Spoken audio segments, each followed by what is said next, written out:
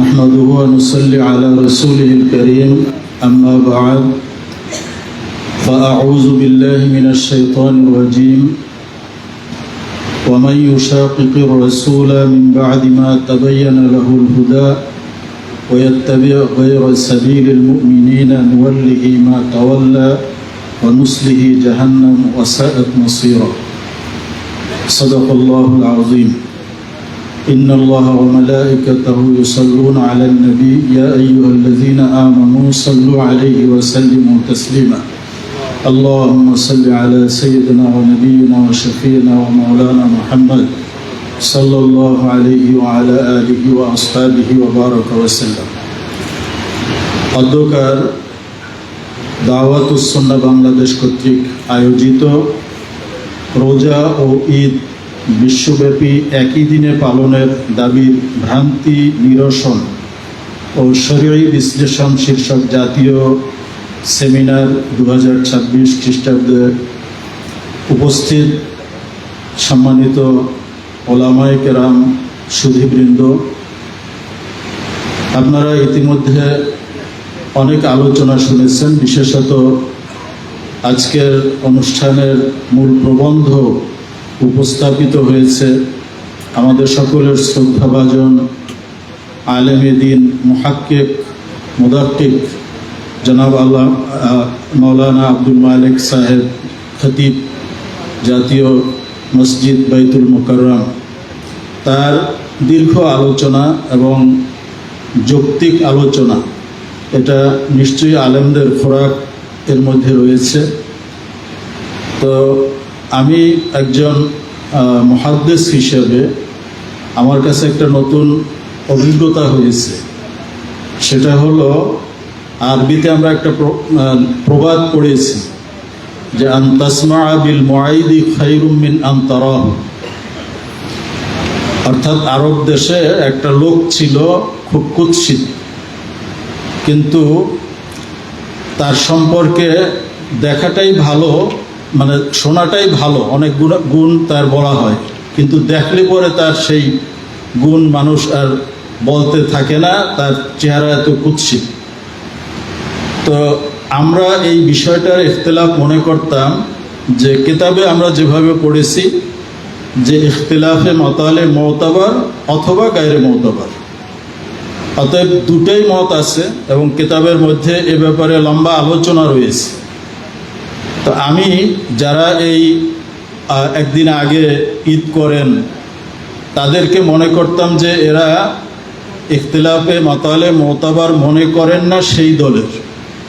তো সেটা যদি হয়ে থাকে তাহলে তাদের জন্য সুযোগ রয়েছে ইখতিলাফ করার, এবং কিতাবের মধ্যে ইখতিলাফ রয়েছেও যে এই ব্যাপারে আগের যুগের ওলামায়ে কেরামের মধ্যেও মতভেদ ছিল এবং পরবর্তী যুগের ওলামায়ে কেরামের মধ্যেও মতভেদ রয়েছে। কিন্তু এরা মূলত ইখতিলাফের বাইরে। ইখতিলাফ এক জিনিস, ফিতনা আর এক জিনিস।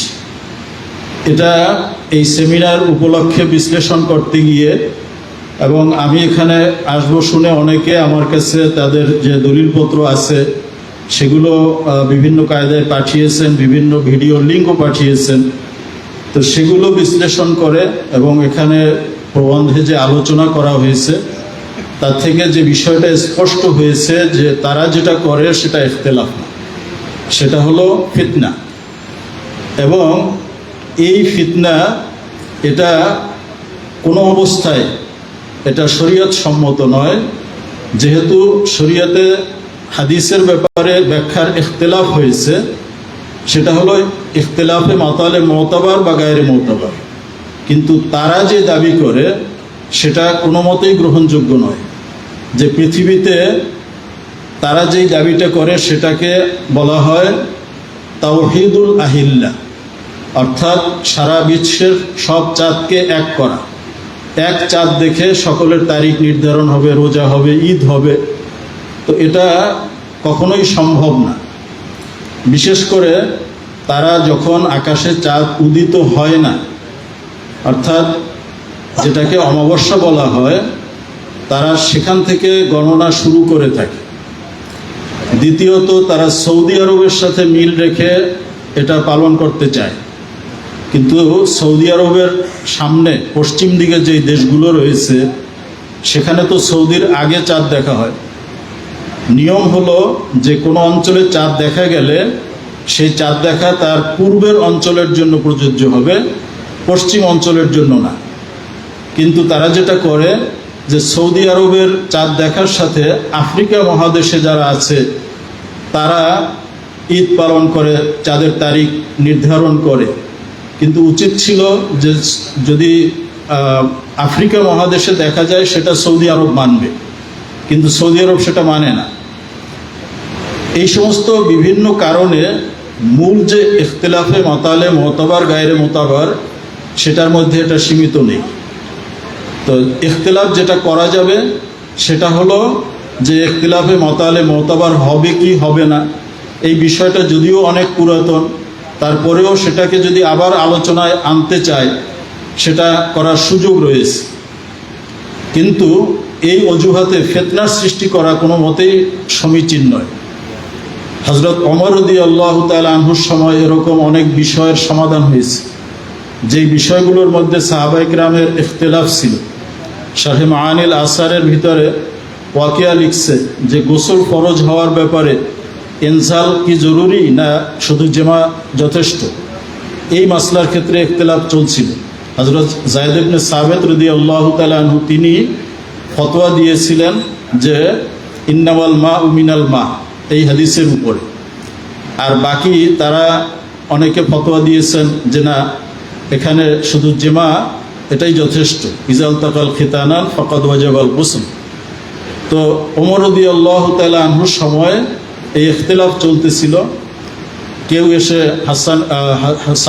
হযরত যায়েদ ইবনে সাবিতের ব্যাপারে ওমর রাদিয়াল্লাহু তাআলা আনহুর কাছে বললেন।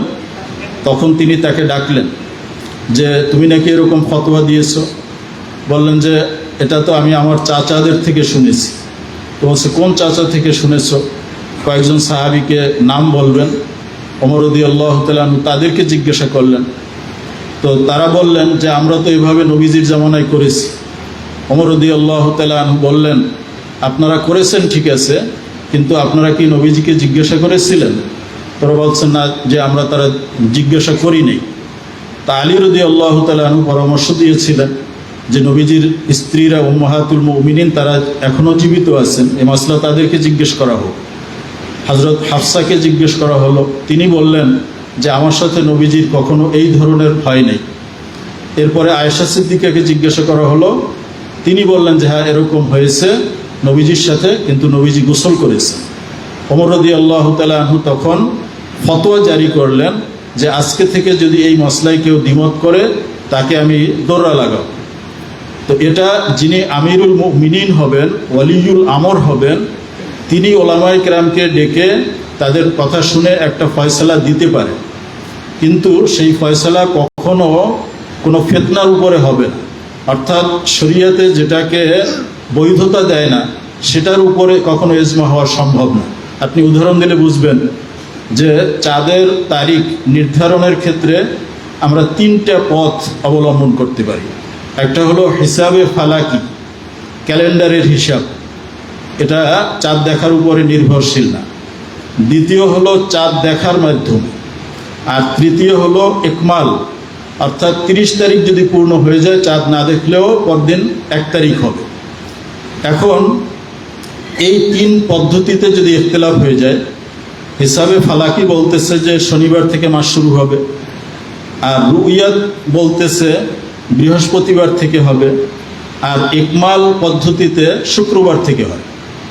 সেক্ষেত্রে যিনি ওয়ালিউল আম তিনি কি করতে পারবেন যে রুইয়াত এবং ইকমাল এই দুইটার যে কোনো একটার উপরে তিনি সকলকে বাধ্য করতে পারবেন, কিন্তু ফালাকে হিসাবে ফালাকির উপরে তিনি একমত করতে পারবেন না, যেহেতু এটা শরীয়ত সম্মত নয়। তো এই জন্য আমরা যে ইখতিলাফ কিতাবের মধ্যে পড়েছি আর বর্তমান উদ্ভূত যে ইখতিলাফ, এটা এক ইখতিলাফ না, এটা হলো ফিতনা। সেই ইখতিলাফের মধ্যে আলোচনা হতে পারে, পক্ষে বিপক্ষে সেমিনার হতে পারে, কিন্তু যেটা তারা করছে এটা হলো একেবারেই একটা ফিতনা। এবং এই ফিতনার ভিতরে তারা সাধারণ মানুষকে জড়িয়ে ফেলেছে এবং তারা বিভিন্ন রকমের বৈজ্ঞানিক ব্যাখ্যা দেওয়ার চেষ্টা করতেছে, বিভিন্ন ক্যালেন্ডারের উদ্ধৃতি তারা দিচ্ছে। কিন্তু একটা বিষয় আমাদেরকে স্পষ্ট মনে রাখতে হবে, সেটা হলো যে এই ফতোয়ার বিষয়, শরীয়ত সমাধানের বিষয়, এটা শুধুমাত্র আলেমদের উপরেই নির্ভরশীল। এটা আলেম ছাড়া, যিনি গায়রে আলেম না, তিনি কখনো ফতোয়া দিতে পারবেন না।